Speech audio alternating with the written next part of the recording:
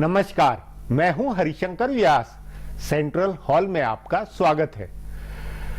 आप माने या न माने, इन दिनों आतंकी हमलों को लेकर सरकार बहुत सतर्क और सावधान है।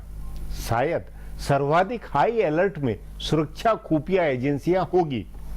इसकी वजह नई और विचित्र है।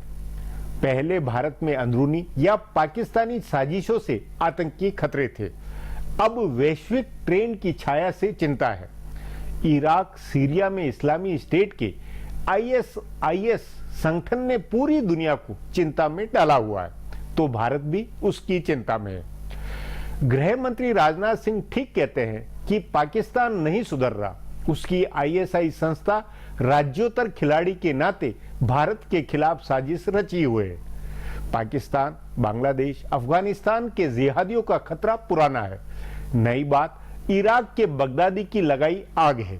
यदि भारत से ISIS में नौजवान गए हैं तो उसके वैश्विक मतलब है। अमेरिका और यूरोपीय देश अब अपनी लड़ाई में भारत की भी चिंता कर रहे हैं। दुनिया के सर्वाधिक आतंकी प्रभावी देशों में भारत 6वें नंबर पर है।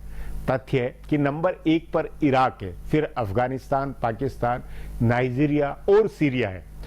इन देशों में भारत के खिलाफ साजिशें होती है तो ISIS और तालिबानी संगठनों में भारत के कुछ नौजवानों के जाने की भी खबरें हैं। पश्चिमी एशिया और उत्तर मध्य अफ्रीका में जो हो रहा है उसकी भी अब हमें चिंता करनी पड़ रही है। मतलब भारत को टारगेट बनाने का जिहादी ताना बाना बहुत फैल गया है। आज इस पर चर्चा है, मगर उससे पहले गपशप और खास सुर्खियां। शुरुआत सियासी गपशप से करते हैं।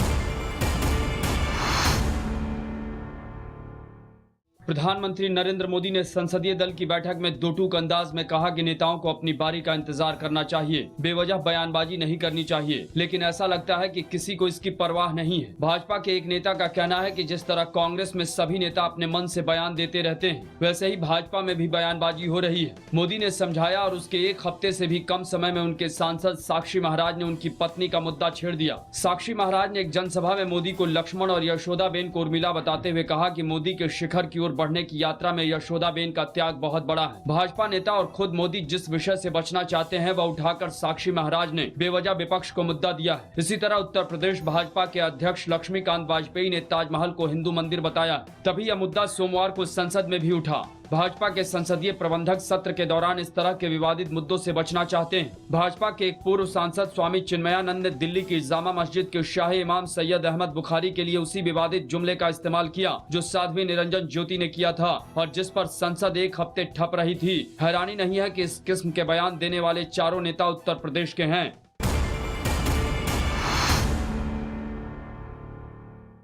बीमा सेक्टर में विदेशी निवेश की सीमा 26% से बढ़ाकर 49% करने के बिल को प्रवर समिति में मंजूर कर लिया गया है। सरकार इस बात पर राजी हो गई है कि 49% की सीमा का उल्लंघन नहीं होगा और FDI, FII या इस तरह के किसी भी रूट से आने वाले निवेश को इस 49% की सीमा में ही रखा जाएगा। इससे कांग्रेस संतुष्ट बताई जा रही है। सो बिल पास होने की संभावनाएं बढ़ गई हैं, पर कई जानकारों का मानना है कि राज्यसभा में बिल पर जोर आजमाइश हो सकती है। कांग्रेस अंतिम समय में कोई फच्चा डाल सकती है। 4 पार्टियों ने इस बिल का विरोध करने के लिए रणनीतिक साझेदारी दिखाई है। जनता दल यूथ, सपा, तृणमूल कांग्रेस और लेफ्ट ने विरोध का फैसला किया है। इन 4 पार्टियों के पास राज्यसभा में 50 सांसद हैं। इनके दम पर वो बिल नहीं रोक पाएंगे, लेकिन शोर शराबा करके उसे बाधित करने की कोशिश करेंगे। इन पार्टियों के नेता कांग्रेस को इस बात के लिए तैयार करने में लगे हैं कि वो किसी तरह से बिल को बजट सत्र तक खींचे। अमेरिकी राष्ट्रपति बराक ओबामा की भारत यात्रा जनवरी के आखिरी हफ्ते में है। उससे पहले बिल पास न हो, इसकी कोशिश विपक्ष की कई पार्टियां कर रही हैं। उनका ये अभियान कांग्रेस के रुख पर निर्भर करेगा। अगर कांग्रेस ने सरकार से सहयोग किया तो बिल अगले हफ्ते पास हो सकता है।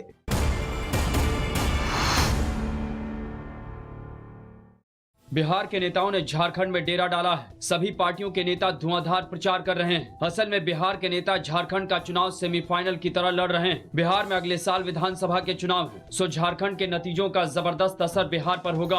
अगर भाजपा जीतती है तो अपने आप उसकी हवा बनेगी और तब सत्तारूढ़ गठबंधन का टिकना मुश्किल होगा। लेकिन अगर झारखंड में प्रधानमंत्री नरेंद्र मोदी का अश्वमेध का घोड़ा रुक जाता है तो बिहार में भाजपा विरोधी पार्टियों को बड़ी ताकत मिलेगी। सो कांग्रेस, राजद और जदयू के नेता झारखंड में पूरा पूरा जोर लगा रहे हैं। दिल का ऑपरेशन होने के बाद लालू यादव अभी एक बार भी बिहार नहीं गए हैं, लेकिन झारखंड में प्रचार के लिए 2 बार दौरा कर चुके हैं। वे अपने असर वाले और खासकर यादव बहुल सीटों कोडरमा, गोड्डा आदि पर पूरा ध्यान दे रहे हैं। इसी तरह नीतीश कुमार खुद प्रचार करने गए और मुख्यमंत्री जीतन राम मांझी को भी प्रचार में उतारा। कांग्रेस के दिग्गज भी प्रचार में जुटे हैं। दूसरी ओर भाजपा की ओर से सुशील कुमार मोदी ने कई सभाएं की हैं। केंद्रीय मंत्री गिरिराज सिंह और पूर्व केंद्रीय मंत्री सैयद शाहनवाज हुसैन भी झारखंड में प्रचार कर रहे हैं। सहयोगी पार्टी लोजपा एक भी सीट पर चुनाव नहीं लड़ रही है, लेकिन भाजपा ने रामविलास पासवान को भी प्रचार में झोंका है और उपेंद्र कुशवाहा भी प्रचार के लिए भेजे गए। यहाँ तक कि बिहार भाजपा के संगठन मंत्री नागेंद्र भी रांची में डेरा डाले रहे। मीडिया प्रबंधन और नेताओं के कार्यक्रमों की देखभाल के लिए संजय मयूख, देवेश कुमार जैसे बिहार के नेताओं को लगाया गया है।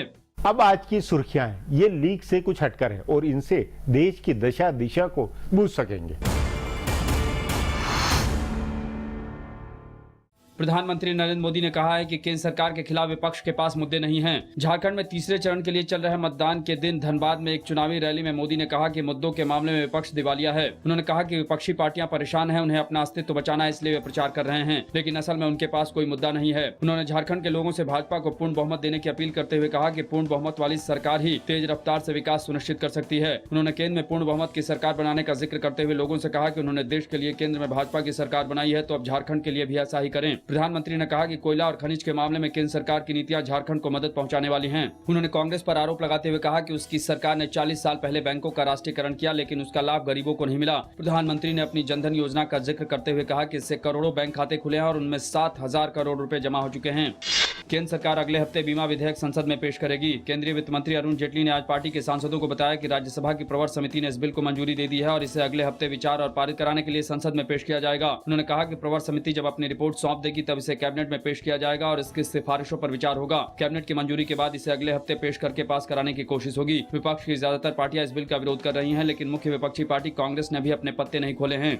भारतीय जनता पार्टी संसदीय दल ने आज पश्चिम बंगाल के मुख्यमंत्री ममता बनर्जी और उनकी पार्टी के सांसद कल्याण बनर्जी की आलोचना की। प्रधानमंत्री नरेंद्र मोदी के ऊपर की गई नेताओं की टिप्पणियों पर नाराजगी जाहिर करते हुए भाजपा ने दोनों से कहा है कि वे मोदी से माफी मांगे। आज संसद भवन के परिसर में पुस्तकालय भवन में हुई बैठक में ममता और कल्याण बनर्जी के बयान को गैर जिम्मेदाराना और संसदीय मर्यादाओं का उल्लंघन बताया गया। दूसरी ओर संसद के भीतर भी संसदीय कार्य मंत्री वेंकैया नायडू ने कल्याण बनर्जी की आलोचना की और कहा कि अगर अपनी अभद्र और टिप्पणियों के लिए वे माफी नहीं मांगते हैं तो उनके खिलाफ निंदा प्रस्ताव लाया जाएगा। आज की बैठक में प्रधानमंत्री नरेंद्र मोदी और भाजपा अध्यक्ष अमित शाह शामिल नहीं हुए। इस बैठक में पीएमओ के राज्य मंत्री जितेंद्र सिंह ने प्रधानमंत्री मोदी की कश्मीर रैली की जानकारी दी, जिस पर पूरी पार्टी ने मोदी की रैली को ऐतिहासिक करार दिया और तारीफ की। दिल्ली में उबर टैक्सी सर्विस के ड्राइवर द्वारा एक युवती से कथित बलात्कार के मामले में सड़क परिवहन और राजमार्ग मंत्री नितिन गडकरी के दिए एक बयान पर आज संसद में खूब हंगामा हुआ। कांग्रेस की रेणुका चौधरी, रजनी पाटिल और विजय लक्ष्मी साधो ने यह मुद्दा उठाया और उनके बयान को असंवेदनशील बताते हुए सरकार से सफाई मांगी। गडकरी ने कहा है कि बलात्कार के बाद टैक्सी सर्विस पर पाबंदी लगाने से कुछ हासिल नहीं होगा, इसके बदले व्यवस्था ठीक करने की जरूरत है। विपक्षी पार्टियों ने दिल्ली में महिलाओं की सुरक्षा का सवाल भी उठाया। केंद्रीय गृह मंत्री राजनाथ सिंह ने इस मसले पर राज्यसभा में जवाब दिया। उन्होंने कहा कि सरकार महिलाओं की सुरक्षा के हर संभव उपाय कर रही है। उन्होंने ड्राइवरों की जांच लाइसेंस प्रणाली में सुधार सहित कई उपायों का जिक्र किया। दिल्ली पुलिस ने आज उबर टैक्सी सर्विस के ऊपर मामला दर्ज कर लिया है। पुलिस ने कंपनी के ऊपर सरकारी आदेशों का पालन नहीं करने और नियम तोड़ने का मामला दर्ज किया गया है। बताया जा रहा है कि कंपनी के जिस ड्राइवर ने गुड़गांव की युवती के साथ कथित तौर पर बलात्कार किया, उसका वेरिफिकेशन नहीं कराया गया था। इस मामले में पुलिस ने उबर के अधिकारियों से आज लगातार दूसरे दिन पूछताछ की है। इस बीच पता चला है कि ड्राइवर शिव कुमार यादव आदतन अपराधी है और उसके ऊपर बलात्कार के 2 मुकदमे पहले हो चुके हैं। एक मुकदमे 2011 में वो 7 महीने तक जेल में रहा था। दूसरा मामला उत्तर प्रदेश का है, जहाँ 2013 में उसे एक महिला पर हमला करने और दुष्कर्म की कोशिश का मामला दर्ज किया गया है। पहले 2 चरण की तरह तीसरे चरण में कश्मीर में जबरदस्त मतदान हुआ। शुक्रवार को हुए आतंकी हमले कश्मीर के लोगों का हौसला नहीं तोड़ पाया। आज जबरदस्त ठंड के बावजूद कश्मीर की 16 सीटों के लिए आज करीब 60% लोगों ने अपने वोट डाले। ठंड के बावजूद सुबह से लोग मतदान केंद्रों पर कतार में खड़े हो गए थे। सुबह के समय हालांकि मतदान की रफ्तार थोड़ी धीमी रही, लेकिन दोपहर के बाद इसमें तेजी आई और 4 बजे मतदान खत्म होने के समय तक कई मतदान केंद्रों पर लंबी लाइनें लगी रही। इधर झारखंड में भी तीसरे चरण के चुनाव के लिए रिकॉर्ड मतदान हुआ। प्रदेश की 17 सीटों के लिए आज करीब 61% लोगों ने वोट डाले। आज जिन सीटों पर मतदान हुआ उसमें से 3 को छोड़कर बाकी सीटें माओवाद प्रभावित इलाकों में है। फिलहाल अब एक ब्रेक है, फिर खुलासा होगा।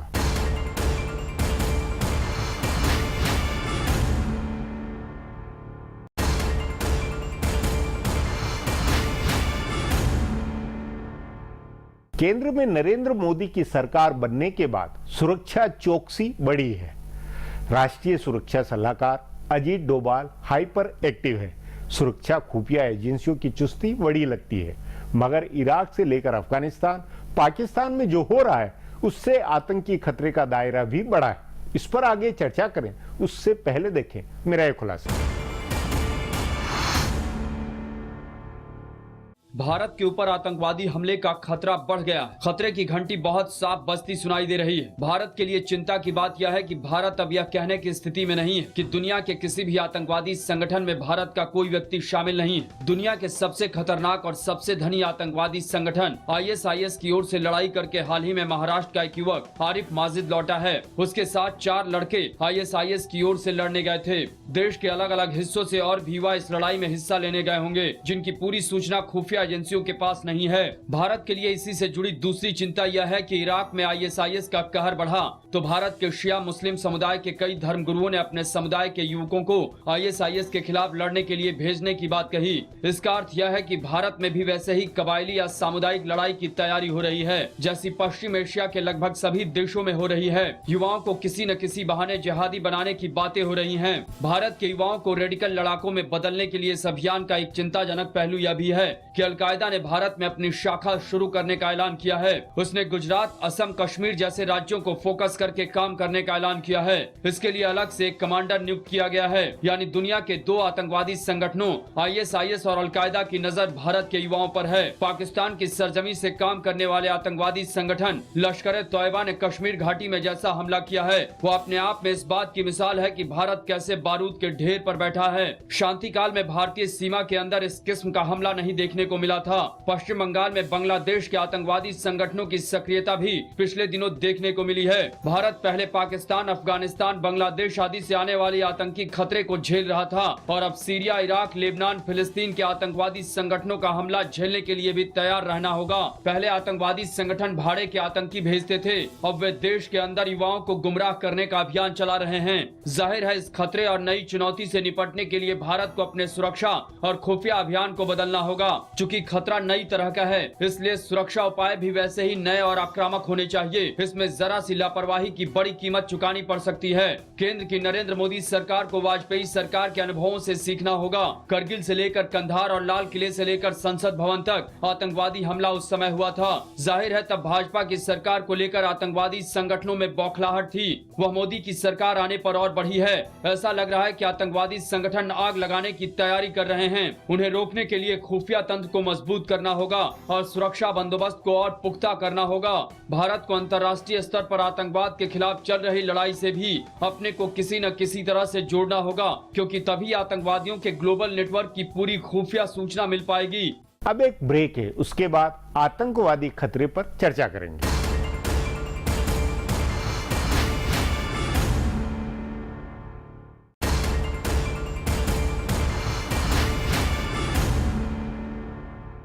पाकिस्तान से यदि दोस्ताना रिश्ते बढ़े तो ISI सुधरेगी, इसकी कोई गारंटी नहीं है।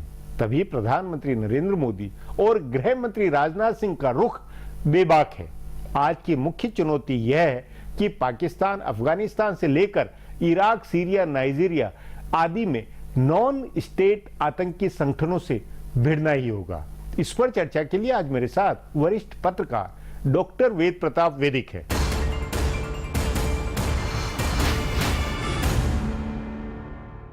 वैदिक जी, क्या आपको महसूस होता है कि केंद्र सरकार, सुरक्षा और खुफिया एजेंसी इस समय आतंकी चुनौती को लेकर ज्यादा सतर्क, ज्यादा मुस्तैद, ज्यादा चिंता में है? और अगर मतलब आप इस क्या सरकार की मुस्तैदी या सरकार की चिंताओं को आप किस तरह देख रहे हैं? मुझे लगता यह है कि आजकल जो सरकार है उसको खतरा ज़्यादा महसूस भी करना चाहिए जी। और वो कर भी रही है जी। उसका कारण क्या है कि आतंकवादी लोग मज़हब के नाम पर आतंकवाद कर रहे हैं और वो अपने लोगों को ये समझाते हैं, अपने समर्थकों को भी, कि ये जो सरकार है ये पिछली सरकार के मुकाबले ज़्यादा राष्ट्रवादी सरकार है जी। ज़्यादा उग्रवादी उनकी दृष्टि से सरकार है जी। और इसका मुकाबला करना बहुत ज़रूरी है जी। और इसके जो मुख्य नेता हैं, मुख्य पात्र हैं, अगर उन पर वो आक्रमण कर सके, प्रधानमंत्री पर, गृह मंत्री पर, विदेश मंत्री पर, वित्त मंत्री पर, और उसमें अगर उनको सफलता मिल जाए तो बड़ा लक्ष्य उनका पूरा होगा, पूरे देश को थर्रा देंगे वो। और दुनिया के आतंकवादियों को बड़ी भारी प्रेरणा मिलेगी। नहीं नहीं, लेकिन आपके अनुसार ये आपको ये नहीं लगता कि इराक में आईएसआईएस या अफगानिस्तान, इराक, सीरिया, इनमें जो आतंकी या जो एक जो नया खतरा पैदा हुआ उसके साए के कारण अब भारत को ज्यादा चिंता करनी पड़ रही, ज्यादा सतर्क होना पड़ रहा है? असली चुनौती दूर की, पहले अब पाकिस्तान था, पाकिस्तान की आईएसआई एजेंसी थी या अंदरूनी जो इंडियन मुजाहिदीनी ये लोग थे, अब दूसरे तरह का खतरा हो गया। हाँ, खतरा तो उसमें है क्योंकि वो एक प्रकार का विश्वव्यापी अभियान है जी। और दुर्भाग्य की बात यह है कि हाल ही में अभी पिछले 1-1.5 महीने में उन्होंने भारत के खिलाफ भी आह्वान कर दिया है और उसमें बताया है गुजरात, कश्मीर, आसाम, बंगाल नाम लेके बोला है कि इन सब राज्यों में हम अपनी विशेष शाखाएं स्थापित करेंगे और लड़कों को इसमें फंसाएंगे और उनको इस्तेमाल करेंगे। तो वो खतरा तो है, लेकिन मुझे ऐसा लगता है इन सारे मुल्कों को नज़दीक से देखने से और इनके लोगों की मनोवृत्ति की परीक्षा करने से कि ये एक प्रकार का अरबी जिहाद है जो उनके आपस में दंगल से पैदा हुआ है। नहीं नहीं, लेकिन इसमें हमारे लोग बहुत कम फंसेंगे। हाँ। लेकिन अभी जो लड़के फंसे हैं 4 वहाँ पर हमारे गए हैं और पकड़े गए और जानकारी निकली है, वो मैं समझता हूँ कि वो कोई किसी षड्यंत्र का हिस्सा नहीं है बल्कि एक प्रकार की मूर्खता, अपरिपक्वता। नहीं, इंटरनेट पे पढ़ के उनका इस्लाम की नहीं, वही तो मेरा कि इंटरनेट हो या हो, अमेरिका और यूरोपीय देशों से लेकर सब में जिस तरह के वहां लोग गए, पूरे दुनिया भर से जो जैसे लोग जा रहे हैं, तो उससे वो चुनौती नई तरह की अंदाज नहीं लग रही कि पूरा एक स्टेट जो है इस्लामी स्टेट बनाते हुए खलीफाई राज बनाने की वो कंसेप्ट है, उसका कितना असर या उसकी कितनी चिंता या महसूस की है? वो जो निज़ाम मुस्तफ़ा कायम करने की बात है और खलीफा बगदादी बन गया, अपने आप को घोषित कर दिया उसने, ये सब बड़ा एक प्रहसन है, मजाकबाजी। नहीं, मजाकबाजी, आप मजाकबाजी, लेकिन उसमें आप नाइजीरिया से लेकर सीरिया से लेकर बहुत बड़ा लंबा चौड़ा भूभाग है, कोई मामूली वो नहीं है। एक बात आप ये भी गौर करें कि सारे सुन्नी मुल्क और सारे शिया मुल्क सब उस बगदादी की तथाकथित सल्तनत के खिलाफ है। सऊदी अरब भी है और ईरान भी है, ये एक अजूबा है।